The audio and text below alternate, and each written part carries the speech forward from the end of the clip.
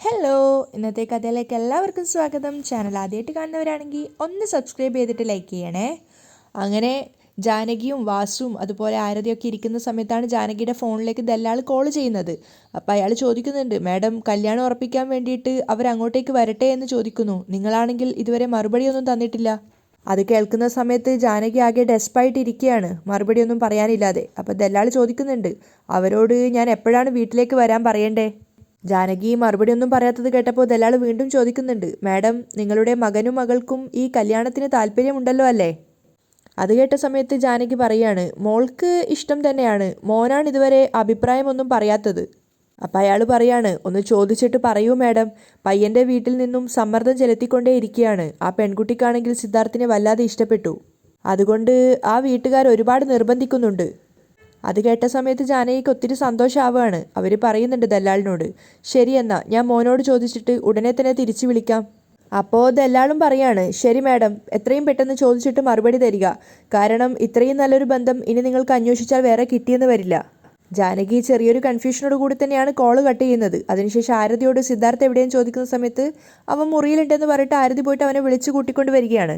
ആ സമയത്ത് വാസു ജാനകിയോട് ചോദിക്കുന്നുണ്ട്, അല്ല ജാനകി, സിദ്ധാർത്ഥ് ഇതുവരെ ഒരു മറുപടിയും പറഞ്ഞില്ലല്ലോ.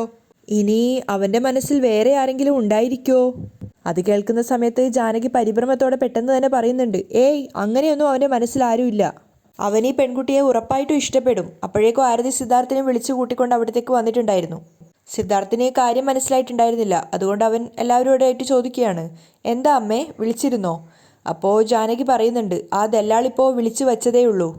അത് കേട്ട് സിദ്ധാർത്ഥ് ചെറുതായിട്ടൊന്ന് ഷോക്കാവുന്നുണ്ട്. അപ്പോൾ ജാനകി പറയാണ്, ചെറുക്കൻ വീട്ടുകാർ എപ്പോൾ നിശ്ചയം നടത്താമെന്ന് ചോദിക്കുന്നു എന്ന്. ജാനകി മകനോട് ചോദിക്കുകയാണ്, അടുത്ത ആഴ്ചത്തെ ഒരു ഡേറ്റ് ഫിക്സ് ചെയ്തിട്ട് വരാൻ പറയട്ടെ? അത് കേട്ട് സിദ്ധാർത്ഥ് ആകെ ഷോക്കായിട്ട് തരിച്ചു നിൽക്കുകയാണ്. അവൻ ആരതിയെയും അമ്മയെയും അച്ഛനെയൊക്കെ മാറി മാറി നോക്കുന്നുണ്ട്. ആ സമയത്ത് വാസു പറയാണ്, ഡാ എന്താ ഇങ്ങനെ തരിച്ചു നിൽക്കുന്നത്? എന്തായാലും ഓപ്പണായിട്ട് മറുപടി പറ. അപ്പോഴും സിദ്ധാർത്ഥിനൊന്നും പറയാൻ സാധിക്കുന്നുണ്ടായിരുന്നില്ല. അപ്പോൾ ജാനകി വാസുവിനോട് ചോദിക്കുകയാണ്, അല്ല ഏട്ടാ, ഇതിലിത്ര ഓപ്പണായിട്ട് പറയാൻ എന്താ ഉള്ളത്? ഇവനാ പെൺകുട്ടി ഓക്കെ തന്നെയാ? അത് കേട്ട് സിദ്ധാർത്ഥ് അമ്മയെ തന്നെ നോക്കി നിൽക്കുകയാണ്. അപ്പം ആരതി സന്തോഷത്തോടെയാണുള്ളത്. അവൾ സിദ്ധാർത്ഥിനോട് ചോദിക്കുന്നുണ്ട്, അങ്ങനെയാണോ ഏട്ടാ? എന്നിട്ട് പറഞ്ഞതേ ഇല്ലല്ലോ. അപ്പോൾ വാസു പറയാണ്, ധൃതി പിടിക്കാതെ ആരതി, എന്തായാലും അവൻ്റെ വാഗോണ്ട് തന്നെ പറയട്ടെ. അപ്പോൾ ആരതിയും കൂളായിട്ട് ചോദിക്കുകയാണ്, ചേട്ടാ ചേട്ടൻ തന്നെ പറയ്, നിനക്കാ പെണ്ണ് ഓക്കെ ആണോ?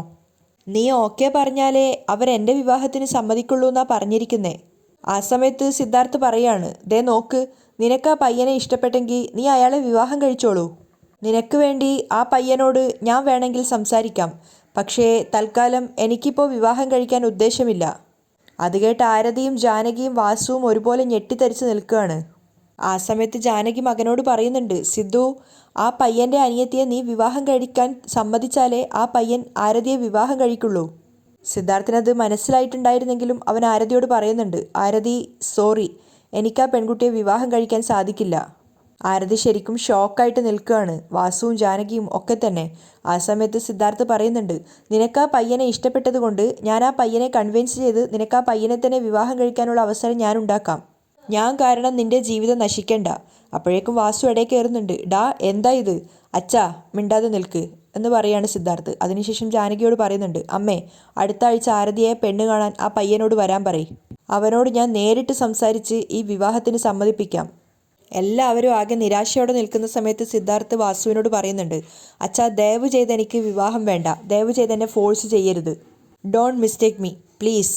ആ സമയത്ത് വാസു സിദ്ധാർത്ഥിനോട് പറയുന്നുണ്ട്, എടാ നിൻ്റെയും ആരതിയുടെയും കല്യാണം സമയത്തിന് നടന്നാലല്ലേ ഞങ്ങളുടെ കടമ അവസാനിക്കൂ. അപ്പോൾ സിദ്ധാർത്ഥ് കുറച്ച് റൂഡായിട്ട് തന്നെയാണ് സംസാരിക്കുന്നത്, അച്ഛാ എനിക്കതൊക്കെ മനസ്സിലാവും, പക്ഷേ എനിക്ക് സമയം വേണം, എനിക്ക് നന്നായിട്ടൊന്ന് ആലോചിക്കണ്ടേ, പ്ലീസ് അച്ഛാ. സിദ്ധാർത്ഥ് എല്ലാവരോടുമായിട്ട് പറഞ്ഞിട്ട് അവിടുന്ന് പോവുകയാണ്. ആ സമയത്ത് എല്ലാവരുടെയും മുഖത്ത് ആകെ നിരാശയായിട്ട് നിൽക്കുകയാണ്. വാസു ജാനകിയോട് ചോദിക്കുന്നുണ്ട്, എന്താ ജാനകി ഇത്? സിദ്ധു ഇങ്ങനെ പറഞ്ഞിട്ട് പോകുന്നത്? അപ്പോൾ ജാനകി പറയുന്നുണ്ട്, നോക്ക്, സിദ്ധാർത്ഥിനെ വിവാഹത്തിന് സമ്മതിപ്പിക്കേണ്ടത് എൻ്റെ കടമയാണ്. ഇക്കാര്യം എനിക്ക് വിട്ടേക്ക്, ഞാൻ നോക്കിക്കോളാം. ശരി. അങ്ങനെ ജാനകി അവിടുന്ന് പോവുകയാണ്. പിന്നാലെ തന്നെ വാസു. ആരതിയാണെങ്കിൽ ആകെ ഡിസ്റ്റർബ്ഡ് ആയിട്ട് ഇരിക്കുകയാണ്. ലക്ഷ്മി അടുക്കളയിൽ വരുന്ന സമയത്താണ് കാണുന്നത്, ടേബിളിൻ്റെ മുകളിലായിട്ട് ചന്ദ്രികയുടെ ലഞ്ച് ബോക്സ് ഇരിപ്പുണ്ടായിരുന്നു. അവർ ഒന്ന് ആലോചിക്കുകയാണ്, ഇത് ചന്ദ്രികയുടെ ലഞ്ച് ബോക്സ് ആണല്ലോ, മറന്ന് ഇവിടെ വെച്ചിട്ട് കോളേജിലേക്ക് പോയല്ലോ. ലക്ഷ്മി ആ ലഞ്ച് ബോക്സ് തുറക്കുന്ന സമയത്ത് തൈര് സാദവും മാങ്ങ അച്ചാറും മാത്രമേ അതിനകത്തുണ്ടായിരുന്നുള്ളൂ. അത് കണ്ടത് അവർക്ക് വല്ലാത്ത സങ്കടം തോന്നുകയാണ്. പാവം, ദിവസവും ഇതാണോ കഴിക്കുന്നേ? ഇന്നൊരു ദിവസമെങ്കിലും വായ്ക്ക് രുചിയായിട്ട് നല്ല ഭക്ഷണം കഴിക്കട്ടെ. എന്തുണ്ടാക്കി കൊണ്ടുപോവും? ആ, അവൾക്ക് മട്ടൻ ബിരിയാണി ഭയങ്കര ഇഷ്ടമാണ്, അത് തന്നെ ഉണ്ടാക്കി കൊണ്ടുപോവാം എന്ന് പറഞ്ഞ് അടുക്കളയിൽ പോയി പെട്ടെന്ന് തന്നെ മട്ടൻ ബിരിയാണി ഉണ്ടാക്കാനുള്ള പണികൾ തുടങ്ങുകയാണ്. അങ്ങനെ ഫുഡൊക്കെ ആക്കിയതിന് ശേഷം ലഞ്ച് ബോക്സിലേക്ക് മാറ്റുന്നുണ്ടായിരുന്നു. അങ്ങനെ ലഞ്ച് ബോക്സ് റെഡിയാക്കിയതിന് ശേഷം കാറിൽ നേരെ ചന്ദ്രികയുടെ കോളേജിലേക്കാണ് പോകുന്നത്. അവിടെ എത്തിയിട്ട് അല്പദൂരം നടന്നപ്പോൾ ലക്ഷ്മി ചിന്തിക്കുന്നുണ്ട്, ചന്ദ്രികയുടെ ക്ലാസ് എവിടെയാണെന്ന് അറിയില്ലല്ലോ. അതുകൊണ്ട് തന്നെ അതുവഴി വന്ന 2 ആൺകുട്ടികളോടായിട്ട് വഴി ചോദിക്കുകയാണ്. മോനെ, ഇവിടെ BCom ഫസ്റ്റ് ഇയർ ക്ലാസ് എവിടെയാണ്? അപ്പോൾ അവർ ചന്ദ്രികയുടെ ക്ലാസ്സിലേക്കുള്ള വഴി പറഞ്ഞു കൊടുക്കുന്നുണ്ട്. അവർക്ക് നന്ദി പറഞ്ഞുകൊണ്ട് ലക്ഷ്മി നേരെ ചന്ദ്രികയുടെ ക്ലാസ് അന്വേഷിച്ച് നടക്കുകയാണ്.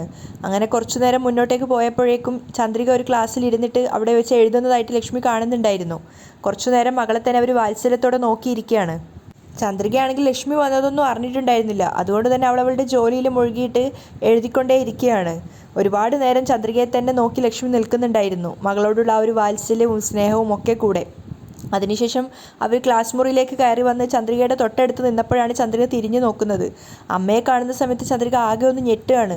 അവൾ ആശ്ചര്യത്തോടെ ചോദിക്കുന്നുണ്ട്, അമ്മേ, അമ്മ എന്താ അമ്മ ഇവിടെ? അപ്പം ലക്ഷ്മി ചിരിച്ചുകൊണ്ട് പറയാണ്, ഒന്നുമില്ല ചന്ദ്രികയെ, നീ ലഞ്ച് ബോക്സ് മറന്നു വെച്ചിട്ടല്ലേ വന്നത്? അതാ തന്നിട്ട് പോവാന്ന് വിചാരിച്ച് വന്നത്. അത് കേട്ട് ചന്ദ്രിക പറയുന്നുണ്ട്, അയ്യോ, അതിനെന്തിനാ അമ്മ ഇത്രയും ദൂരം വന്നത്? വിശപ്പ് തോന്നിയിരുന്നെങ്കിൽ ഞാൻ ക്യാൻറ്റീനിൽ നിന്ന് എന്തെങ്കിലും കഴിച്ചേനെയല്ലോ. അത് കേട്ട് ലക്ഷ്മി പറയുന്നുണ്ട്, ക്യാൻറ്റീനിൽ നിന്നൊന്നും കഴിച്ചാൽ ശരിയാവില്ല, ഇതാ കഴിക്ക്. അവർ കയ്യിലിരുന്ന കിറ്റ് ചന്ദ്രികയ്ക്ക് നേരെ നീട്ടുകയാണ്. ചന്ദ്രികയ്ക്ക് എന്താ പറയേണ്ടതെന്ന് മനസ്സിലാവുന്നുണ്ടായിരുന്നില്ല. അവൾ സങ്കടത്തോടെയും എന്താ ഒരു പറഞ്ഞറിയിക്കാൻ പറ്റാത്തൊരു വികാരത്തോടെ ലക്ഷ്മിയെ തന്നെ നോക്കി നിൽക്കുകയാണ്. അത് കണ്ട് ലക്ഷ്മിയും മകളെ വാത്സല്യത്തോടെ നോക്കുന്നുണ്ട്. അപ്പോൾ ചന്ദ്രിക പറയാണ്, അമ്മ ഇങ്ങനെ കാണുമ്പോൾ എനിക്ക് വല്ലാത്ത സങ്കടം തോന്നുന്നു. അമ്മ എന്തിനാ അമ്മ ഈ ജോലിയൊക്കെ ചെയ്യുന്നേ? ചന്ദ്രികയ്ക്ക് ഒരു വല്ലായ്മ തോന്നുകയാണ്. കാരണം താനൊരു ജോലിക്കാരി മാത്രമാണ്. ഈ വീട്ടിലൊരു മുതലാളിയായിട്ട് നിൽക്കുന്ന ഈ ഒരു സ്ത്രീ തന്നോട് ഇത്രയും അനുകമ്പയും അതുപോലെ തന്നെ വാത്സല്യമൊക്കെ കാണിക്കുമ്പോൾ ചന്ദ്രികയ്ക്ക് പോലും അതിശയം തോന്നുകയാണ്. പക്ഷെ ആ സമയത്ത് ലക്ഷ്മി ചിന്തിക്കുന്നുണ്ട്, നീ കുഞ്ഞായിരിക്കുമ്പോൾ നിനക്ക് സ്കൂളിലേക്ക് ലഞ്ച് ബോക്സ് തരാനുള്ള ഭാഗ്യം എനിക്ക് കിട്ടിയില്ല. അറ്റ്ലീസ്റ്റ് ഇപ്പോഴെങ്കിലും നിനക്ക് ഭക്ഷണം കൊണ്ടുവരാനുള്ള ഭാഗ്യം ദൈവം എനിക്ക് തന്നിരിക്കുക. അവർ പറഞ്ഞറിയിക്കാനാവാത്ത വാത്സല്യത്തോടെ ചന്ദ്രികയെ തന്നെ നോക്കി നിൽക്കുകയാണ്. അപ്പം ചന്ദ്രിക ഇതൊന്നും അറിയാതെ പറയുന്നുണ്ട്, ഇനിയെങ്കിലും ദയവ് ചെയ്ത് ഇങ്ങനെയൊന്നും ചെയ്യല്ലേ അമ്മേ. അമ്മ വീട്ടിൽ പോയിക്കോ, ഞാൻ കഴിച്ചോളാം. അപ്പം ലക്ഷ്മി പറയുന്നുണ്ട്, നീ കഴിച്ചിട്ടേ ഞാൻ വീട്ടിൽ പോവുള്ളൂ. എന്താ അമ്മ ഇത്? ഞാൻ കഴിക്കുന്നത് വരെ അമ്മ ഇവിടെ നിൽക്കുമോ? നീ കഴിക്കുന്നത് കണ്ടിട്ടേ ഞാൻ തിരിച്ച് വീട്ടിലേക്ക് പോവുള്ളൂ. പറഞ്ഞ അമ്മ കേൾക്കേയില്ല. ശരി, വാ നമുക്ക് ക്യാൻറ്റീനിൽ പോയിട്ട് കഴിക്കാം എന്ന് പറഞ്ഞിട്ട് ആ ഒരു ടിഫിൻ അടങ്ങിയ ക്യാരി ബാഗ് ചന്ദ്രിക എടുക്കുകയാണ്. എന്നിട്ട് രണ്ടുപേരും കൂടെ ക്യാൻറ്റീനിലേക്ക് നടക്കുകയാണ്. ക്യാൻറ്റീനിലെത്തിയ സമയത്താണ് തൻ്റെ കയ്യിലിരുന്ന കവറിൽ നിന്ന് ആ ലഞ്ച് ബോക്സ് ചന്ദ്രിക എടുക്കുന്നത്. അവളത് എടുത്തപ്പോൾ തന്നെ അവൾക്ക് മനസ്സിലായി അവളുടെ ലഞ്ച് ബോക്സ് അല്ല അതെന്ന്. കാരണം ലക്ഷ്മി മറ്റൊരു ലഞ്ച് ബോക്സിലാണ് അവരുണ്ടാക്കിയ ഫുഡ് എടുത്ത് വന്നിട്ടുണ്ടായിരുന്നത്. അത് കാണുന്ന സമയത്ത് ചന്ദ്രിക അതിശയത്തോടെ തുറന്നു നോക്കുകയാണ്. നോക്കുന്ന സമയത്ത് അതിനകത്ത് മട്ടൻ ബിരിയാണിയാണ് കാണുന്നത്. അവൾ വല്ലാത്തൊരു അതിശയത്തോടെ ആയിപ്പോയി. എന്നിട്ട് ലക്ഷ്മിയെ നോക്കിയിട്ട് ചോദിക്കുന്നുണ്ട്, എന്താ അമ്മ ഇത്? അപ്പം ലക്ഷ്മി വാത്സല്യത്തോടെ ചന്ദ്രികയോട് പറയാണ്, ബിരിയാണി നിനക്ക് വേണ്ടി ഞാൻ തന്നെ ഉണ്ടാക്കിയതാണ്. അത് കേട്ടിട്ട് ചന്ദ്രികയ്ക്ക് വിശ്വസിക്കാൻ തന്നെ പറ്റുന്നുണ്ടായിരുന്നില്ല. അവൾ ലക്ഷ്മിയെ തന്നെ നോക്കിയിരിക്കുകയാണ്. അപ്പം ലക്ഷ്മി പറയുന്നുണ്ട്, നീ കഴിച്ചു നോക്കിയിട്ട് എങ്ങനെയുണ്ടെന്ന് പറയും. ചന്ദ്രികയ്ക്ക് അവരോട് എന്താ പറയേണ്ടതെന്ന് മനസ്സിലാവുന്നുണ്ടായിരുന്നില്ല. അവൾ സ്നേഹത്തോടെയും വാത്സല്യത്തോടെയും അനുകമ്പയോടെയും അതിലുപരി എന്തിനായിരിക്കും ഇവർ തന്നെ ഇങ്ങനെ സ്നേഹിക്കുന്നതെന്ന് അറിയാത്ത ആ ഒരു കൺഫ്യൂഷനോടെയൊക്കെയാണ് ലക്ഷ്മിയെ തന്നെ നോക്കിയിരിക്കുകയാണ്. ലക്ഷ്മിയാണെങ്കിൽ മകളുടെ ആ ഒരു മുഖത്തുണ്ടാകുന്ന ഭാവങ്ങളൊക്കെ ആസ്വദിച്ചുകൊണ്ടിരിക്കുകയാണ്. അവസാനം ലക്ഷ്മി പറയുന്നുണ്ട്, ചന്ദ്രിക നീ ഭക്ഷണം കഴിക്കേ. അപ്പോഴാണ് ചന്ദ്രിക സങ്കടത്തോടെ പറയുന്നത്, എൻ്റെ അമ്മയും അച്ഛനും മരിച്ചുപോയെന്ന് ഞാൻ ഇടയ്ക്കിടയ്ക്ക് വിഷമത്തോടെ ഓർക്കും. പക്ഷെ അവർ മരിച്ചു പോയിട്ടില്ല അമ്മേ. അമ്മയുടെ രൂപത്തിലും സാറിൻ്റെ രൂപത്തിലും അവരെപ്പോഴും എൻ്റെ കൂടെ തന്നെയുണ്ട്. അത് കേട്ട് ലക്ഷ്മി ചന്ദ്രികയുടെ മുഖത്തേക്ക് തന്നെ നോക്കിയിരിക്കുകയാണ്. ചന്ദ്രികയാണെങ്കിൽ കണ്ണിമ വെട്ടാതെ ലക്ഷ്മിയെ തന്നെ നോക്കുന്നുണ്ടായിരുന്നു. കാരണം അവൾക്ക് പറഞ്ഞറിയിക്കാൻ പറ്റാത്തൊരു സന്തോഷവും സ്നേഹവും എന്താണെന്നറിയില്ല. കാരണം നമുക്ക് ജീവിതത്തിൽ നഷ്ടപ്പെട്ടു എന്ന് തോന്നിയതൊക്കെ തിരിച്ചു കിട്ടുമ്പോഴുണ്ടായിരുന്ന ഒരുതരം അനുഭൂതിയായിരുന്നു അത്. ആ സമയത്ത് ലക്ഷ്മി ചിന്തിക്കുന്നുണ്ട്, ചന്ദ്രികയെ, നിൻ്റെ സ്വന്തം അച്ഛനമ്മമാർ ഞങ്ങളാണ്. എന്നാൽ അത് നീ ഇന്ന് വരെ അറിഞ്ഞിട്ടില്ല. പക്ഷേ അത് ചന്ദ്രികയോട് പറയാൻ പറ്റില്ലല്ലോ എന്നുള്ള സങ്കടമായിരുന്നു ലക്ഷ്മിയുടെ മുഖം നിറയെ. അതിനുശേഷം ചന്ദ്രികയോട് പറയുന്നുണ്ട്, എന്താ നോക്കിയിരിക്കുന്നേ, കഴിക്കേ. ചന്ദ്രിക ആ ബിരിയാണി തുറന്നിട്ട് ഒരു കവിളെടുത്ത് കഴിക്കുകയാണ്. അത് കഴിച്ചപ്പോൾ തന്നെ അതിൻ്റെ ടേസ്റ്റ് കൊണ്ടും അതിൻ്റെ ആ ഒരു സ്വാദൊക്കെ കൊണ്ട് ചന്ദ്രിക അമ്മയെ തന്നെ നോക്കി നിൽക്കുകയാണ്. അപ്പോൾ ലക്ഷ്മി ചോദിക്കുന്നുണ്ട്, എന്താ ചന്ദ്രികേ, ബിരിയാണി കൊള്ളില്ലേ? അയ്യോ നന്നായിട്ടുണ്ടമ്മേ, ഇത്രയും രുചിയുള്ള ഒരു ബിരിയാണി ഞാൻ കഴിച്ചിട്ടേ ഇല്ല, സൂപ്പറായിട്ടുണ്ട് എന്ന് പറഞ്ഞ് ചന്ദ്രിക വേഗം വേഗം എടുത്ത് കഴിക്കുകയാണ് അതിൻ്റെ ടേസ്റ്റ് കൊണ്ട്. മകള് ഭക്ഷണം കഴിക്കുന്നത് നോക്കിയിരിക്കുകയാണ് ലക്ഷ്മി. എന്നിട്ട് പറയുന്നുണ്ട്, നന്നായിട്ട് കഴിക്കുക. ചന്ദ്രികയാണെങ്കിൽ ബിരിയാണിയുടെ ടേസ്റ്റ് കൊണ്ട് വേഗത്ത് കഴിച്ചതുകൊണ്ട് തന്നെ അവൾക്ക് പെട്ടെന്ന് തൊണ്ടയിൽ കുടുങ്ങുകയാണ്.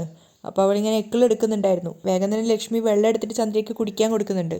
വെള്ളം കുടിച്ചതിന് ശേഷം ചിരിച്ചുകൊണ്ട് ചന്ദ്രിക പറയാണ്, ബിരിയാണി നല്ല രുചിയുള്ളത് കൊണ്ടാണ് വേഗം കഴിച്ചത്. അത് കേട്ട് ചിരിച്ചുകൊണ്ട് ലക്ഷ്മി പറയുന്നുണ്ട്, പതുക്കെ കഴിക്ക് ചന്ദ്രികേ. അത് കഴിഞ്ഞ് ചന്ദ്രിക പയ്യെ കഴിക്കുകയാണ്. ചന്ദ്രിക കഴിക്കുന്നത് തന്നെ നോക്കിയിരിക്കുകയാണ് ലക്ഷ്മി. കുറച്ചു നേരത്തിന് ശേഷം അവർ ചന്ദ്രികയോട് ചോദിക്കുന്നുണ്ട്, ചന്ദ്രികേ, നിന്റെ കൈകൊണ്ട് എനിക്കൊരു ഉരുള ചോറ് വാരിത്തരാമോ? ചന്ദ്രിക ആശ്ചര്യത്തോടെ ലക്ഷ്മിയെ തന്നെ നോക്കിയിരിക്കുകയാണ്. അമ്മ എന്തൊക്കെയാ ഈ പറയുന്നേ എന്നൊരർത്ഥത്തിൽ. അപ്പം ലക്ഷ്മി പറയുന്നുണ്ട്, നീ കഴിക്കുന്നത് കണ്ടപ്പോൾ എനിക്കും കഴിക്കണമെന്നൊരാഗ്രഹം തോന്നി, വേറൊന്നുമല്ല. അപ്പോഴേക്കും ചന്ദ്രിക പറയുന്നുണ്ട്, അതിനെന്താ അമ്മേ, ഞാൻ തരാം. എന്നിട്ട് വേഗം തന്നെ അവൾ ഒരു ഉരുള ചോറ് എടുത്തിട്ട് ലക്ഷ്മിക്ക് നേരെ നീട്ടുകയാണ്. കഴിക്കമ്മേ. ലക്ഷ്മിയാണെങ്കിൽ സന്തോഷത്തോടു കൂടി ചന്ദ്രികയുടെ കയ്യിൽ നിന്നും ആ ചോറ് വാങ്ങി കഴിക്കുന്നുണ്ട്. ലക്ഷ്മി തൻ്റെ കയ്യിൽ നിന്നും ആ ചോറ് വാങ്ങി കഴിച്ചപ്പോൾ ചന്ദ്രയ്ക്ക് പറഞ്ഞറിയിക്കാനാവാത്തൊരു സന്തോഷം തോന്നുകയാണ്. അവളുടെ കണ്ണൊക്കെ നിറയുന്നുണ്ടായിരുന്നു. അവൾ വീണ്ടും ലക്ഷ്മിക്ക് ഒരു ഉരുള ചോറ് കൂടെ നീട്ടുകയാണ്. ഇതാ അമ്മേ, ഇതൂടെ കഴിക്ക്. ലക്ഷ്മി വേഗം തന്നെ ചന്ദ്രികയുടെ കയ്യിൽ നിന്ന് ആ ചോറ് ഉരുള കൂടി വാങ്ങിക്കുകയാണ്. രണ്ടുപേർക്കും പറഞ്ഞറിയിക്കാനാവാത്തൊരു അനുഭൂതിയിലാണ് ആ സമയത്ത് ഉണ്ടായിരുന്നത്. അമ്മയും മകളുമാണെന്ന് തിരിച്ചറിയിക്കാനാവാതെ പരസ്പരം സ്നേഹിക്കുന്നവർ. ചന്ദ്രികയാണെങ്കിൽ ലക്ഷ്മിയെ തന്നെ സ്നേഹത്തോടെ നോക്കിയിരിക്കുകയാണ്. ലക്ഷ്മിക്കാണെങ്കിൽ മകളോട് അത് പറയാൻ സാധിക്കുന്നില്ലല്ലോ എന്നുള്ള സങ്കടത്തിൽ അവരും ചന്ദ്രികയെ തന്നെ നോക്കുന്നുണ്ടായിരുന്നു. ചന്ദ്രികയുടെ കണ്ണൊക്കെ നിറയുന്നുണ്ടായിരുന്നു. അവൾ വീണ്ടും ലക്ഷ്മിക്ക് നേരെ ഒരു ഉരുള ചോറ് നീട്ടുകയാണ്. അപ്പം ലക്ഷ്മി പറയുന്നുണ്ട് വേണ്ടാന്ന്. പക്ഷേ ചന്ദ്രിക കുട്ടികളെ പോലെ വാശി പിടിച്ച് ലക്ഷ്മിയെ കൊണ്ട് അത് വീണ്ടും കഴിപ്പിക്കുകയാണ്. ചന്ദ്രികയ്ക്ക് താനീ ലോകത്തിലൊന്നുമല്ല എന്ന് തോന്നുന്നുണ്ടായിരുന്നു. അവൾ വീണ്ടും ഒരു ഉരുള ചോറ് നീട്ടിയപ്പോൾ ലക്ഷ്മി വേണ്ടാന്ന് പറഞ്ഞപ്പോൾ ചന്ദ്രിക അത് കഴിക്കുകയാണ്. ലക്ഷ്മിയാണെങ്കിൽ ചന്ദ്രിക കഴിക്കുന്നത് നോക്കി കണ്ണീരടക്കി പിടിച്ചിരിക്കുകയാണ്. ഭക്ഷണം കഴിച്ചതിന് ശേഷം ലഞ്ച് ബോക്സ് കഴുകി തിരിച്ചു വന്ന സമയത്ത് ചന്ദ്രിക അമ്മയോട് പറയുന്നുണ്ട്, ഒരുപാട് നന്ദിയുണ്ട് അമ്മേ, എനിക്ക് വേണ്ടി ഇതൊക്കെ ഉണ്ടാക്കിയിട്ട് ഇത്രയും ദൂരം കൊണ്ടുവന്നില്ലേ. ഇതിനൊക്കെ പകരമായിട്ട് ഞാൻ അമ്മയ്ക്ക് എന്താ തരേണ്ടതെന്ന് അറിയില്ല. കഴിഞ്ഞ ജന്മത്തിൽ ഞാൻ ഒരുപാട് പുണ്യം ചെയ്തു എന്നാണ് തോന്നുന്നേ. അതുകൊണ്ടാ ദൈവം ഇപ്പം എന്നെ അമ്മയുടെ അടുത്ത് കൊണ്ടുവന്ന് ചേർത്തേ. അത് കേട്ടപ്പോൾ ലക്ഷ്മി ചിരിക്കുകയാണ്. അതിനുശേഷം അവർ പറയുന്നുണ്ട്, അതേ ചന്ദ്രികേ, നീയും പുണ്യം ചെയ്തിട്ടുണ്ട്, നിന്നെ ഞങ്ങളുടെ കയ്യിൽ കിട്ടാൻ ഞങ്ങളും പുണ്യം ചെയ്തിട്ടുണ്ട്. അവർ ചന്ദ്രികയുടെ കവിളിൽ സ്നേഹത്തോടെ തലോടുകയാണ്. ശരി, ക്ലാസ് കഴിയുമ്പോൾ എന്നെ ഫോൺ ചെയ്യ്, ഞാൻ ഡ്രൈവറെ പറഞ്ഞയക്കാം. അതൊന്നും വേണ്ടമ്മേ, ഞാൻ സൈക്കിളിൽ തന്നെ വരാം, ചന്ദ്രിക പറയാണ്. ശരി, നിന്റെ ഇഷ്ടം, ഞാൻ ഇറങ്ങുന്നേ. ലക്ഷ്മി ചന്ദ്രികയോട് യാത്ര ചോദിച്ചിട്ട് രണ്ടുപേരും കൂടെ കാറിൻ്റെ അടുത്തേക്ക് വരികയാണ്. ആ സമയത്തൊക്കെ ലക്ഷ്മി ചന്ദ്രിക അറിയാതെ അവളെ തന്നെ നോക്കുന്നുണ്ടായിരുന്നു. ശരി ചന്ദ്രികെ, ഇറങ്ങുക. ലക്ഷ്മി ചന്ദ്രികയുടെ അടുത്ത് നിന്ന് മുന്നോട്ടേക്ക് പോകുന്നുണ്ടായിരുന്നു. അവർ പരസ്പരം മുന്നോട്ട് തിരിഞ്ഞ് നോക്കിക്കൊണ്ടാണ് അവർ പോകുന്നത്. ആ സമയത്ത് ലക്ഷ്മി ചിന്തിക്കുന്നുണ്ട്, ചന്ദ്രികെ, നീ കുഞ്ഞായിരുന്നപ്പോൾ നിനക്കിതുപോലെ സ്കൂളിലേക്ക് വിടാനും ലഞ്ച് ബോക്സ് ഒരുക്കി തരാനൊന്നും ദൈവം എനിക്ക് ഭാഗ്യം തന്നില്ല ചന്ദ്രികെ. പക്ഷേ നിന്നെ കോളേജിൽ വിട്ടിട്ട് പോകാനുള്ള ഭാഗ്യം ദൈവം എനിക്ക് തന്നു. അവർ വാത്സല്യത്തോടെ ചന്ദ്രികയെ നോക്കിക്കൊണ്ട് കൈവീശി കാണിക്കുകയാണ് യാത്ര ചോദിക്കുന്ന രീതിയിൽ. ചന്ദ്രികയ്ക്കാണെങ്കിൽ അമ്മ തന്നോട് കാണിക്കുന്ന ഈ സ്നേഹം കാണുമ്പോൾ അത് സഹിക്കാനാവുന്നുണ്ടായിരുന്നില്ല. ഇതുവരെ ജീവിതത്തിൽ കിട്ടാത്ത എന്തൊക്കെയോ പുതിയൊരു സന്തോഷം തന്നെ തേടി വരുന്നത് പോലെയൊക്കെ ചന്ദ്രികയ്ക്ക് തോന്നുവാണ്. ലക്ഷ്മിയുടെ കണ്ണ് നിറയുന്നത് കൊണ്ട് തന്നെ അവർക്ക് ചന്ദ്രികയെ നോക്കിയിട്ട് പോവാൻ തോന്നുന്നുണ്ടായിരുന്നില്ല. അവർ ഓരോ സ്റ്റെപ്പ് നടക്കുന്തോറും തിരിഞ്ഞ് ചന്ദ്രികയെ നോക്കിക്കൊണ്ടേയിരിക്കുകയാണ്. രണ്ടുപേർക്കും പറഞ്ഞറിയിക്കാനാവാത്ത എന്തോ ഒരു അവസ്ഥയിലാണ് ഉണ്ടായിരുന്നത്. അങ്ങനെ രണ്ടുപേരും അങ്ങോട്ട് പോകുന്ന സമയത്തായിട്ടാണ് ഇന്നത്തെ എപ്പിസോഡ് വൈൻഡപ്പ് ചെയ്യുന്നത്.